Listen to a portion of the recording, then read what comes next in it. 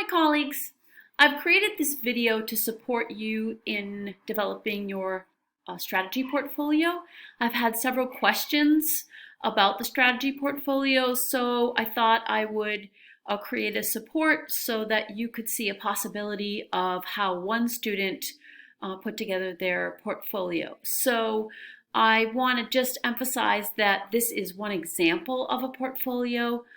This is not the only way to put together your portfolio. You can create a different structure, you could create a different table, but this is one example. So there are 6 strategies that you're going to need to put together in the portfolio itself. And then you will write a lesson plan, which I'm going to share with you how she created the lesson plan. So she chose not to use the template that I've provided for you. So you'll notice the flexibility in either using the template or not. So she selected her 6 strategies. She actually here even put the number of the strategy that Jennifer Saravallo listed. She put what pages that it was on just as a reference.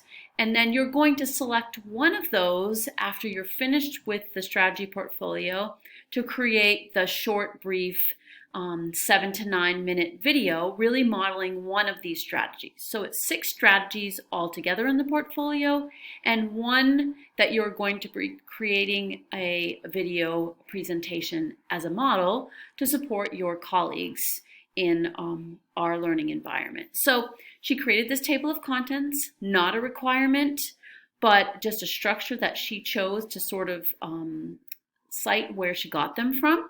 And you'll notice that she simply put strategy 1. So this is a student that got full credit. So if you would like to use this same exact structure, you can. So she basically listed the strategy from Jennifer Saravallo's text. She cited where she got it from. She cited the standards, which was something that is really helpful practice for you and something helpful when you're thinking through formal lesson plans. I know in your classrooms there's not always a lot of time to be able to do that. However, it's really just helpful to think about, where your grade level, what the work that your grade level students need to engage in when it comes to the strategy itself. So you might take the strategy and you might use a portion of it, but then you might either lift the level of the strategy, or you might have to, really differentiate your expectations depending on what your grade level students need to accomplish. You'll notice she has a targeted grade level listed, and she sort of explains why it would be relevant to her students. And so this is a great strategy on her part because she can't really teach the strategy to students. She doesn't have any students available to her. So in thinking about this course running in a time when we don't have students in front of us, it's sort of a great thing to include. And then she put the materials in. This is her lesson plan. So this is sort of what she would say to the students, sort of a connection in that, thinking about prior learning that they may have done, or it could be something that you sort of just invent and modify because this is sort of what you would say to students in that moment. She names the strategy, she puts the steps of the lesson in, and this is her anchor chart. So remember, an anchor chart is sort of a reference that you would use when you're working with students. So it could be something that you would create together with your students. So it might be something that she created at the beginning of the year, a perfect reading spot. And it might be something that she refers back to because students might be working virtually, right? It could be that it's synchronous learning time. And so she might be referencing this, but then she might be engaging them in a conversation that what would be a perfect reading spot for you at home. So however, what makes sense to you in your classroom environment, like if you have older students, middle or high school, it might be, what are the things that you have to do to really support yourself in engaging in independent reading. So some of their strategies might be, I put my phone in the other room, or I shut off all electronics, right? Or I find a quiet place that there's not a lot of noise. So the conversation may differ depending on the students that you have in front of you. Then she listed some type of assessment. You might have something more formal, such as a checklist or a rubric. She simply has a thumbs up, thumbs down, right? So that she sort of gauges what students are thinking about when it comes to her strategy. And then she sort of puts a reflective thought at the end. So again, she put the purpose of how it's relevant and then sort of a reflection at the end. And then she moved on to her second strategy. So you'll notice each strategy is maybe a page or two, including the anchor chart. Some people even, right? So Jennifer Saravallo provides some anchor charts for you in the text, right? So if the text has an anchor chart that you would like to use, you can just simply take a picture of that. You do not have to create it yourself. So if you have some strategies or there's some anchor charts from the text, right, as long as you're citing where you got them from, you don't have to engage in the process itself, although sometimes it's really helpful, right? So as you think through what would make sense to you and your students really like to see their own teacher in your own way, in your own language, be able to engage in that work.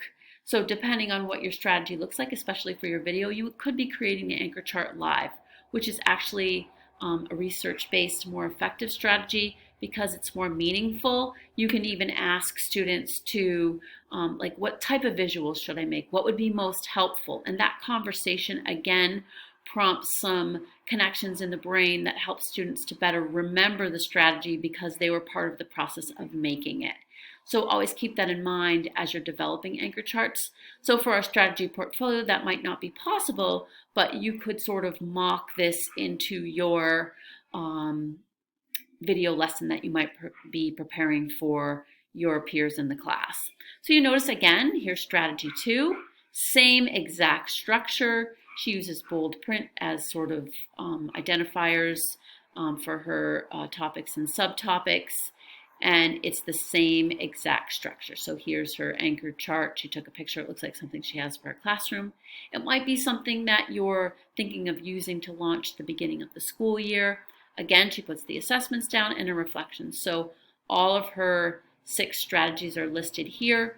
Full credit on this entire assignment.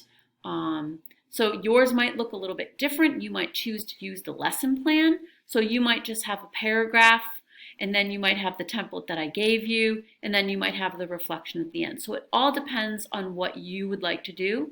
I've even had some students in the past in their portfolio sort of hand write the lesson plan and then type the other components. So that's up to you as well. So you can structure it any way you choose.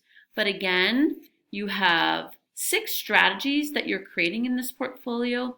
And I like to emphasize that these are things that you are creating for your students in your class and not just an assignment for me. So I try to create things that are adaptable and feel useful to you as you're engaging in your work with your students. So these target lessons may not be appropriate to you at all. So you may be using the VAC and VACA text because you want to use a vocabulary strategy, or it's in the content areas, right? So for science or social studies, right, you might be creating some mnemonics for vocabulary that you have, so that particular strategy might be there, and you might be creating your own anchor charts. So these are not strategies that you have to take from the text, right? These might be strategies that you either engage in or you use, right? But these are strategy lessons are transferable instructional strategies that we hope that students can engage in work that carries out over time. So it's not something that lives in isolation just to complete an assignment. It's something that they'll need to use again and again. And it's that metacognitive process within the strategy that we hope students can talk through, use an anchor chart to make more visible.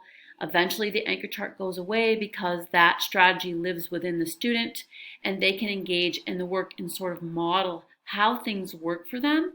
So if you think about our content areas, right, so how do you engage in research? What are those beginning steps? Or how do you organize your anecdotal notes that you're taking as a reader as you're researching across multiple texts. So these are some of the higher level strategies that you can engage students in that may be in your strategy.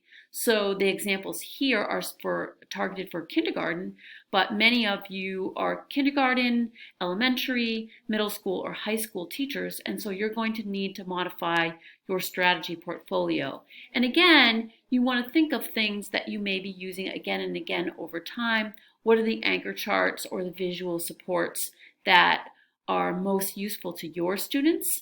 And then how might you engage in this work again over time as you're meeting with small groups or differentiating things for students? So many of you have students meeting both synchronously and asynchronously, and so how might you think through some of that process now instead of thinking of it while you're just before you're teaching students? So try to use this time to really support your instruction and what works for you as a teacher, because all educators have a different process, and I want to respect your process as you're creating your portfolio.